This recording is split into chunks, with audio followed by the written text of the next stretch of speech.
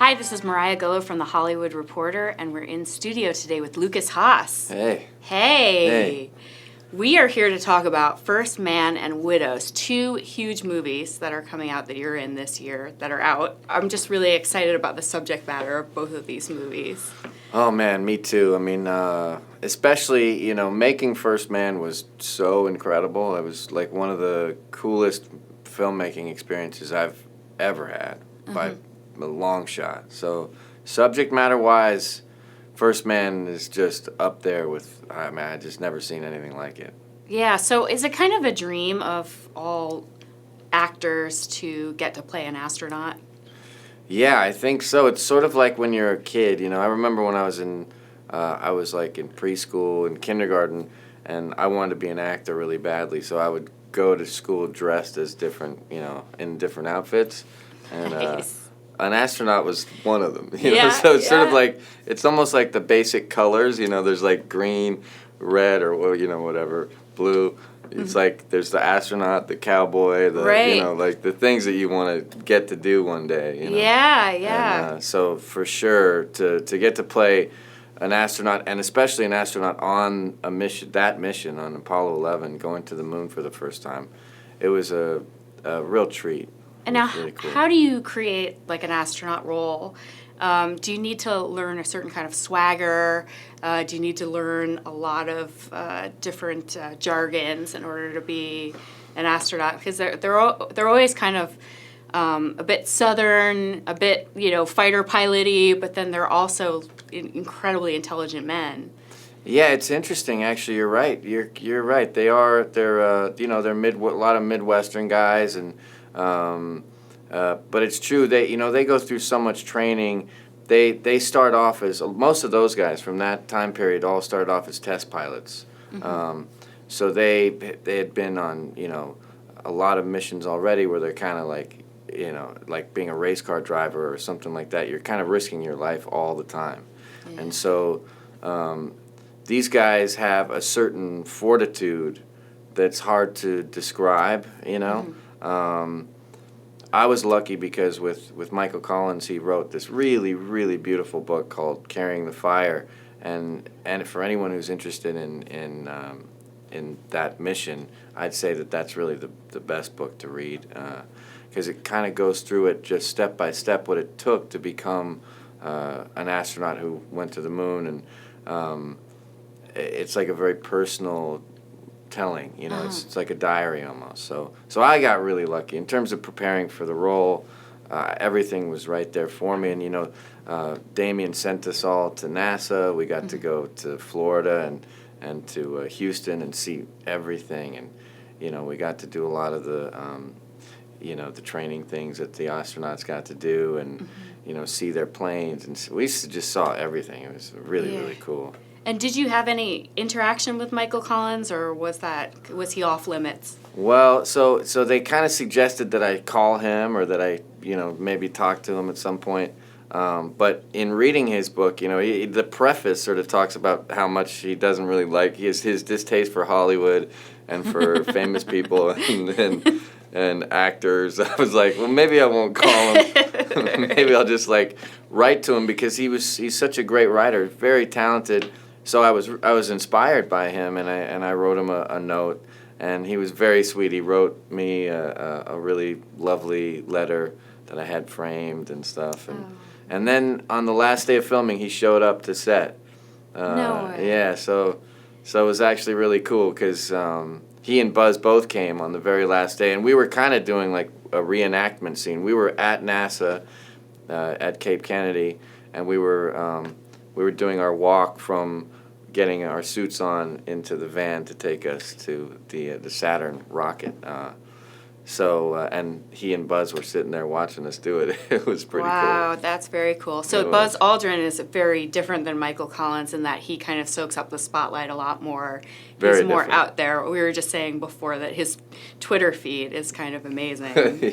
Yeah. I haven't seen it, but I want to check it out. I Yeah, gotta check it you out. should. He's definitely a character. Definitely a character. He's a real. They're all really lovely guys, and I mean they've been through some incredible things that it's hard to even imagine being through or, contemplate at all. So, I think that whole experience was probably difficult on them ultimately because they put so much into it, and then it was just over, I can imagine that they must have been through many, many different sort of experiencing life in a different way after that, Yeah.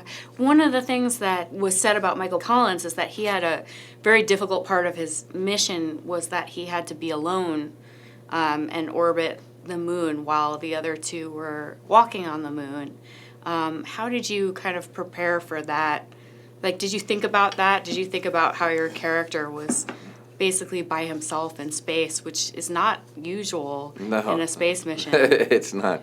I did think about it. That's something that I think he got asked a whole lot. Michael Collins has been asked that many, many times. And, at that moment, when after they went down to the moon and he was alone in the command module, he was the farthest away from humanity that any person had ever been. It was just him out on the other side of the moon, the backside of the moon. And he couldn't communicate with mission control or with the other astronauts because it was like a relay thing. So he couldn't communicate, and he was just there by himself, just contemplating life. And he the way he explained it is that he actually enjoyed his time, like it was introspective time, and he had things to prepare for and stuff, but that he actually really soaked it in, that he liked it. He enjoyed the moment. Yeah, which is cool. Yeah. This is definitely a space movie it's very different than The Right Stuff or Hidden Figures, where you really see the claustrophobia of being an astronaut, or the fragility of it, or how vulnerable these men were as they were going through their missions, and some of them didn't make it. How was this film different than kind of the experience maybe you were expecting? Well, Damien is so talented, and he has a way of really wanting to connect to the truth, of the subject matter. And boy, did he do that. I mean, it's that feeling that you get, all that stuff in the film. That's the way it really feels, at least from what I've gathered from talking to the astronauts and from being there and understanding and seeing those ships. I mean, they really are little tin cans. I mean, it's insane. So yeah, it's just a completely. It was his way of looking at things is visceral, and he wants to bring you in on the actual journey, not on some Hollywood version, but on an actual journey. And he wants to engage you in a real way, which is so exciting. I think there's not many directors that are trying to do that or interested in doing that or able to do that, And he really gave you a very clear picture of what that actually felt like. I mean, when I watched the film, it feels like exactly what the astronauts told me it felt like, Yeah. So, and what I imagined it must feel like after having gone through that experience, Right. So, man, it was cool. Also, during the making of the film, Damien tried to help you guys along by using a different technology than green screen. He had the LED projectors. Yes. Explain what that's like. Okay, so that was so super cool, just really, really amazing. Basically, well, it's not projectors, it's just a massive LED screen, like you'd see at a concert maybe. It was huge, but bigger, I think, like 40, 50 feet. And it was like a big, like a U or something, kind of like wrapped around us.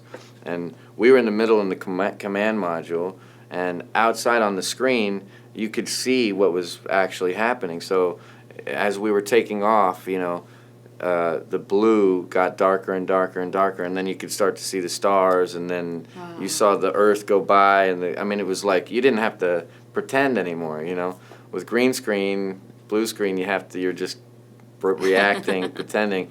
In this case, you're actually experiencing it. I mean, I'm there in the command module I can't hear anyone talk to anyone except on the comms. All I hear is the shh, the whoosh of the air, and you're isolated in this thing, and then there's like a little window here, and you see the moon come into view, and you almost get the actual experience of it. It's very, very cool. Wow. And, it shows on your helmets. That's why it was kind of, I think it was useful to them, too, because those colors and the reflections are all on your helmet, so they didn't have to CGI that stuff in, or it's all just really there. It's all in camera. Oh, what a wonderful visceral experience. Oh, it was great. It really was. So let's talk about your other movie, Widows, which I am very excited to see. Yeah. Tell me about how you kind of came across Steve McQueen's radar. Gosh, I'm not sure. I know it happened very fast. I was sort of like, I think someone else was set to be in that role and then had to drop out, and they were looking for someone. And I got a call from my manager, Eileen Feldman. She said, "Can you just put yourself on tape like right now?" Like, so I just had, my friend was there. I'm like, here's my phone. I just read the scene out, and Steve called me later that day and gave me the role. It was pretty awesome. Pretty out of nowhere, and just a really nice surprise. So yeah, and First Man, I got that just a few weeks later. So it all kind of just happened at this one moment. Just a big pile up. Yeah. And now you get to enjoy the fruits of the labor. Now I'm enjoying it. Tell me about the role of David. What character does he play in the plot? So basically, the widows, they have their husbands who all die in the beginning, and they're all kind of left to their own devices afterwards, and then, each one is trying to pick up the pieces and doesn't know where to go from here necessarily. So in my case, Elizabeth Debicki, her character is sort of trying to figure her life out, and her mom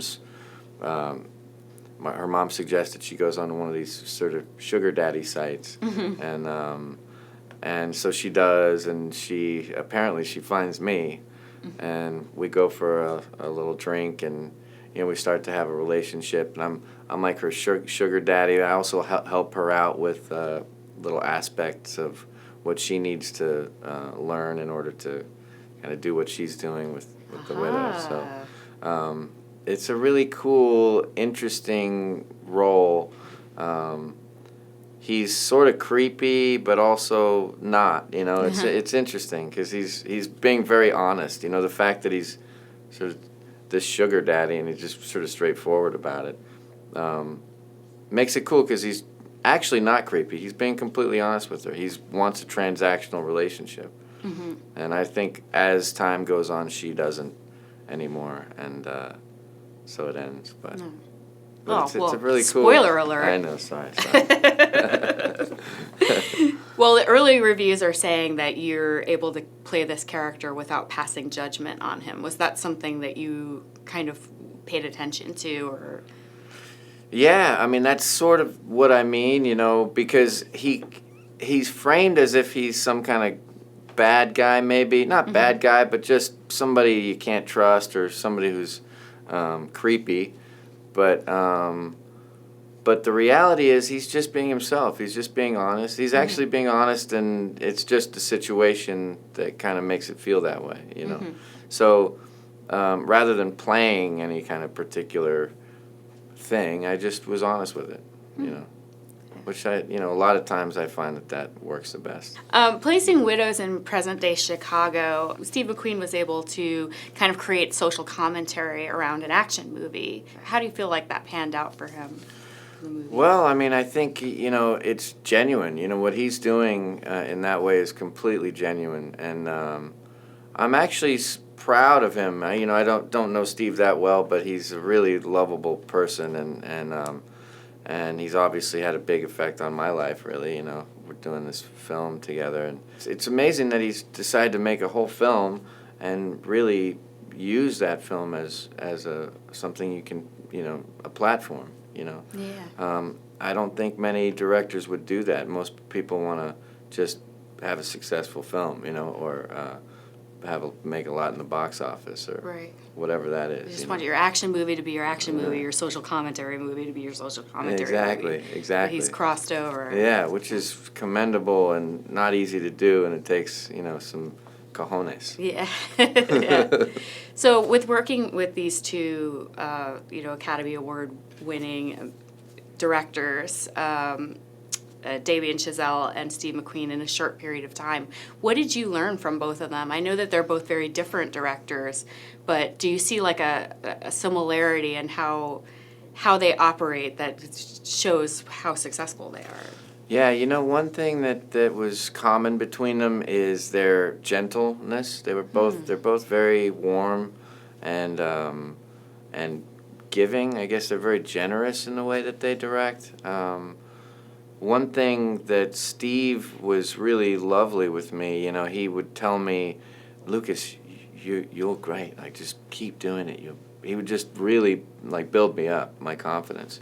He just really flattered me quite a lot, which was in that situation was really nice because it made me feel very comfortable, and I think he felt that maybe I was nervous or whatever, but he was incredibly giving, and same with Damien. They both just sort of, it's like being hugged while you're making the film. They're there and they're like they're with you.